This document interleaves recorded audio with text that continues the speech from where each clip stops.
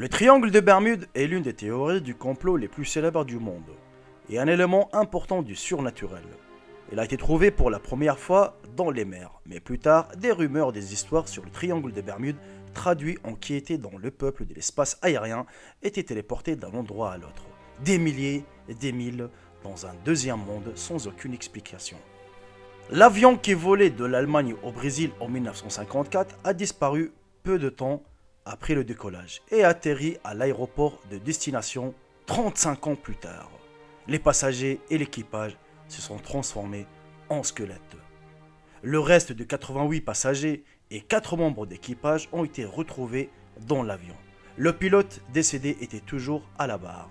La Super Constellation, qui a disparu en 1954, a atterri au Brésil.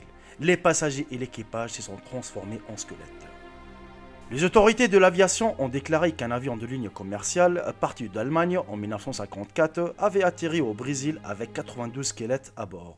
Bien que les responsables refusent de proposer une version où l'avion pourrait rester pendant 35 ans, des chercheurs scientifiques, y compris des chercheurs de phénomènes paranormaux, sont presque certains que le vol 513 de Santiago Airlines est tombé dans le trou du temps et vient tout juste de le quitter.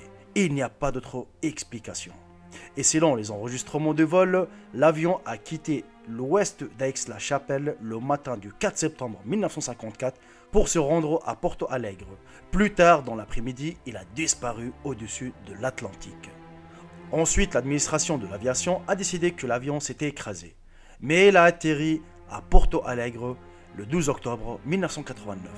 L'avion a été piloté par le squelette du commandant du bord. Le reste de l'équipage et les passagers étaient également morts.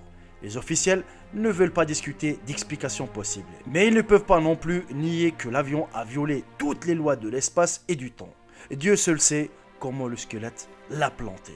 Il faut savoir aussi que la compagnie aérienne de Santiago a fait faillite en 1956 et leurs dirigeants, toujours en vie, n'en savaient pas assez sur ce vol pour commenter. Les responsables de l'aviation brésilienne ont confirmé que le Lockheed Super Constellation, une version obsolète, était apparue dès nulle part et avait atterri sur une voie de circulation à l'ouest de Porto Alegre le 12 octobre 1989.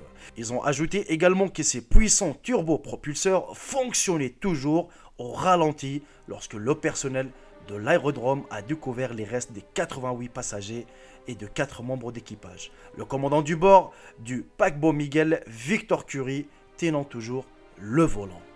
Comme on le savait, des représentants du gouvernement ont ouvert l'enquête sur le vol mystérieux, mais ils ont refusé de discuter de cet avion et du déroulement de l'enquête. Le voile de secret bureaucratique a provoqué la colère des autres experts qui exhortent maintenant le gouvernement brésilien à autoriser des spécialistes civils à participer à l'enquête.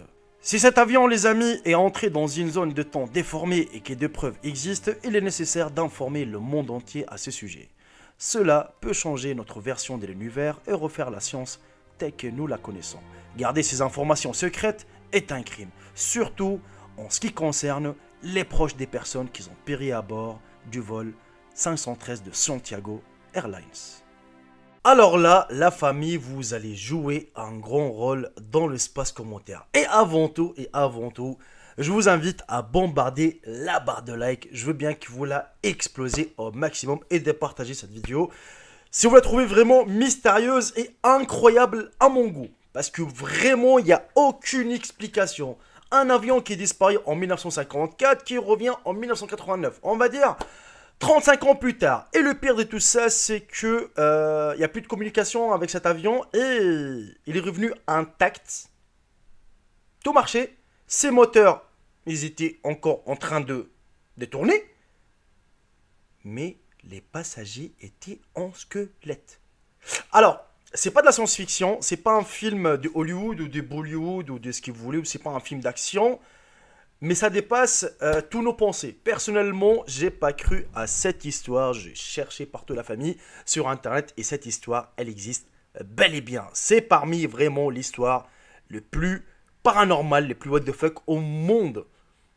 Un avion. Et le pire de tout ça, alors, on peut dire que cet avion, on va dire, allez, aucune explication.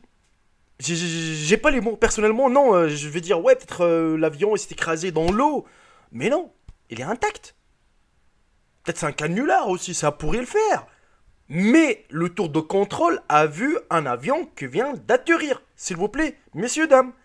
Le tour de contrôle et les responsables ont vu un avion qui vient d'atterrir. Il n'y avait aucune communication avec cet avion, donc j'étais obligé d'envoyer le secours. Et en ouvrant l'avion, ils trouvent quoi? Tout l'équipage. Excuse-moi, il y a mon frigo qui vient de démarrer. Tout l'équipage et les passagers qui étaient transformés en squelettes. C'est vraiment, ça dépasse tous nos pensées. C'est à vous de me dire de ce que vous en pensez de cette histoire que je trouve moi incroyable. C'est... J'ai pas d'explication et jusqu'à maintenant, ce mystère n'est pas encore résolu.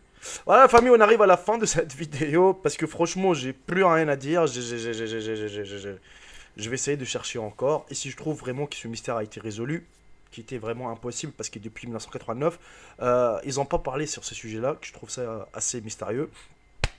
À vous de me dire de ce que vous en pensez. Sur ce, je vous embrasse tous. Profitez bien de votre week-end. Et je vous dis à très très bientôt pour une toute nouvelle vidéo. Salut tout le monde, c'était Jaiko. Bye bye, ciao ciao. Je vous aime tous mes frères et sœurs.